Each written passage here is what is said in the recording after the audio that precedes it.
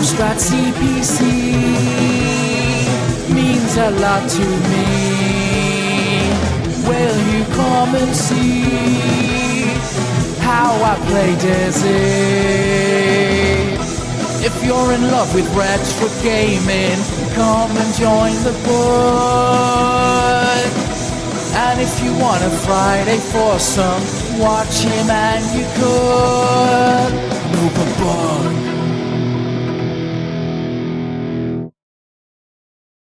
How you doing, everyone? Novabug here, and here we are with another unboxing, and this is the unboxing of a C64 Maxi.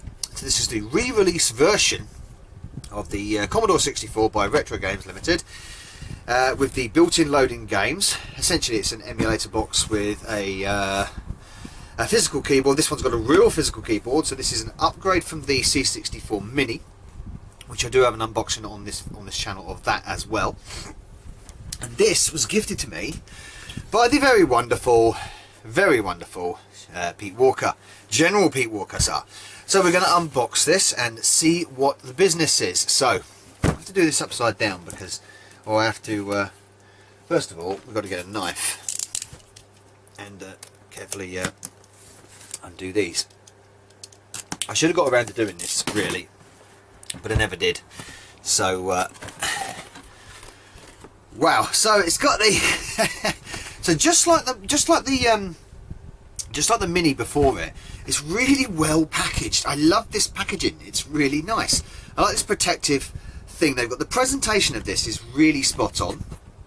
Lovely logo there, all really well presented. I actually really adore this kind of thing. I know it's kind of superficial, but there we go. So, my word, it's bigger than I thought. It really has got the dimensions of an actual C64. This, I don't think it weighs the same. Wouldn't say so. But yeah, full keyboard. Feels maybe a little bit spongier than the original. I'm not sure. I don't have a bread bin. I mean, I've only used bread bins in the past on passing. So yeah, it's rather nice. I think that is. Feels good. It feels really good. It feels quite chunky. So you've got the USBs there in the side, as you can see. There's your reset, I'm guessing. There's the back. Looks very official, doesn't it? Well, that's because it is.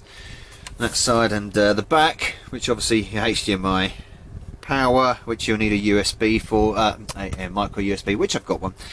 And of course another USB in the back. It's got so many USBs. I'm assuming that one's for sticks and stuff, or this one's for the sticks, one or the other, or the controller. I'm assuming that's for the controllers, one or the other. There we go. And in here I believe we have one of the joysticks. I've got two of these, and yeah, that's nice. So this has got the same sort of control method you would use. You could go for the filing system with these buttons. As you can see, I've shown this on the Mini one, so it's a very similar sort of setup. And I'm assuming this, yeah. So you've got your. Oh, they actually do supply power. That's nice. Power lead for it. Wow, that's good. Normally they don't. And HDMI. So another HDMI to collection, and of course a lovely quick guide for it as well. So really well presented. I love the way these are presented. It's just the sort of thing that it thrills me to have it so presented like this. It really does. So that is it. It's a lovely little piece of kit. We're going to pop that over there. Let's get the box out of the way and show you the unit itself. Not much else in it. I mean, that's it. That's all you're going to get. That's all you're getting. And there it is, a Maxi, and it's almost like, you know, I mean, you're fooling yourself to having like a real one almost, because I mean, a real one would have the authentic sort of connections to it, tape deck and all that kind of stuff, and things. But the fact that you've got these USBs, and it's really well, feels good in the hands, looks great.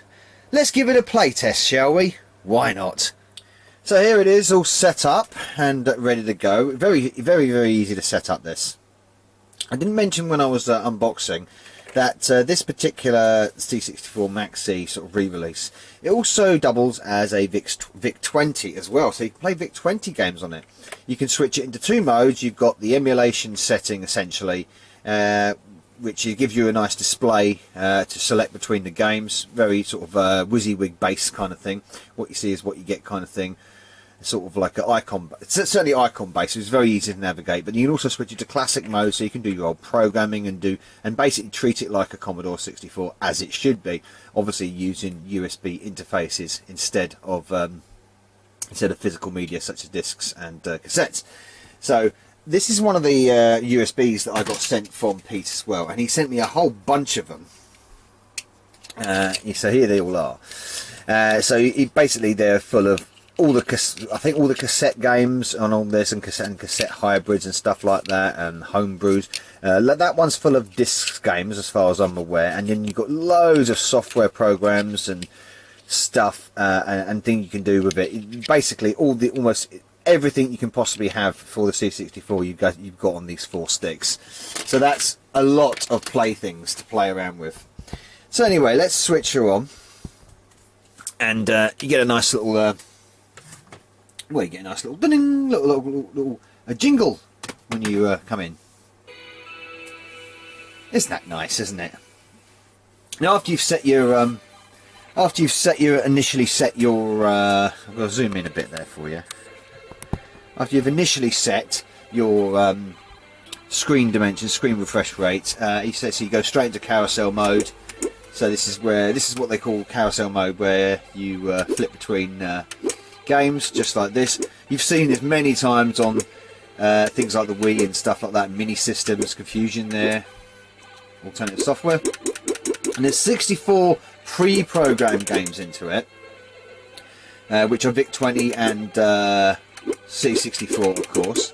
But then also down here, if you go to the icons down at the bottom, you can switch it into USB mode and select what's on the USB.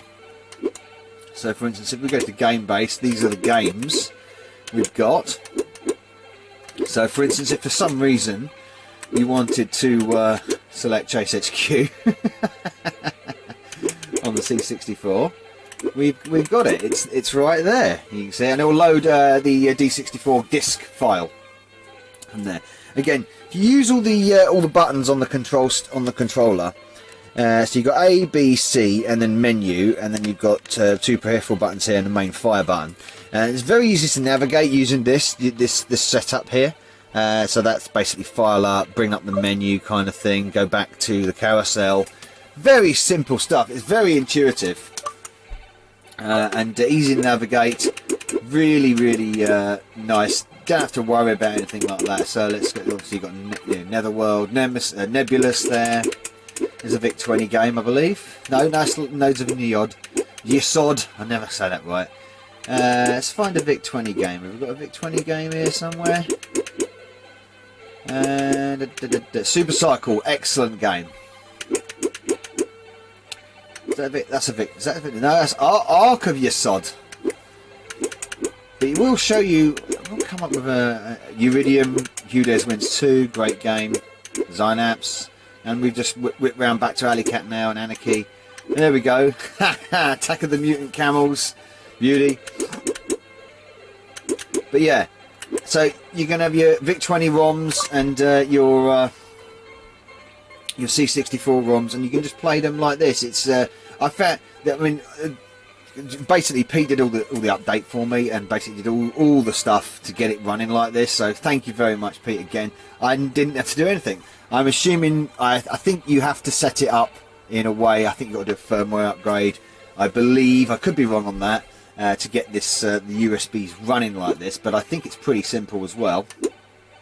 So what game shall we play? Let's go for Renegade, because that's not on the Target Renegade, in fact, because that's not on the let's have a look here, see if we can find Target Renegade, because I kind of like Target Renegade on the C64. I think that's a nice little nice version. It's one of my favourite versions, actually. Here it is. Target Renegade at the bottom there. Let's put Target Renegade on and zoom in a bit. Do like these controllers. Simulates loading. These are all cracks. So you're going to have these cracked rows. Let's get rid of that. Go on, return. It's normally return or run stop or something like that. Yeah, so you'll have all the, obviously these are cracked rows. So there we go. Run stop quits. Okay, there we go. Target Renegade. I have noticed that I've been whipping through some of these ROMs prior, and I've realised that some of them are a little bit glitchy. Xynapse was particularly glitchy, I noticed. So, do you like the music on this version of Target Renegade as well? I don't know what it is. I mean, I love Target Renegade on obviously Amstrad, but run stop for level skipping, so you can put infinite lives on if you want. Assuming we press space to get going. So infinite lives, no. Unlimited energy, no. Unlimited time, no. One hit to kill, no. That spoils it. Level enemies do not attack, no. Keep club on elevators, yeah, go on then, do that, that's for fun. Loading part 1. Please wait. And there we go, we're ready to go. Press fire to start. I'm pressing fire.